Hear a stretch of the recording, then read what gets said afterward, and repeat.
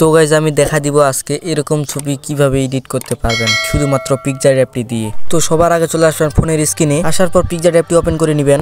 এখানে টুলসের মধ্যে ক্লিক করে দিবেন, অল লেপো লাক্সে ক্লিক করবেন। এখানে ব্রাশের মধ্যে ক্লিক করবেন, ব্রাশের মধ্যে ক্লিক করার পর ফটোটার ব্যাকগ্রাউন্ডে এভাবে অ্যাপ্লাই করবেন।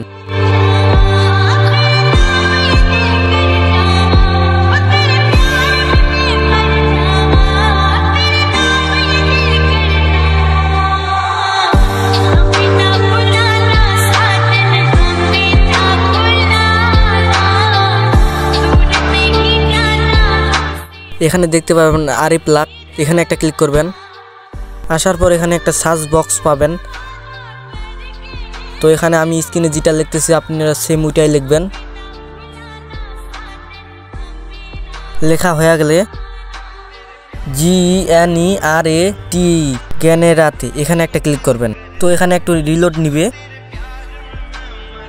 এখানে মাত্র দুইটা আসছে, তো আমাদেরকে আরও লাগবে। শো মোরে ক্লিক করবেন, এখানে আবার একটু রিলোড নিবে। তো দেখতেই পাচ্ছেন ওরকম আরও অনেকগুলো চলে আসছে। শো মোরে আবার একটা ক্লিক করব।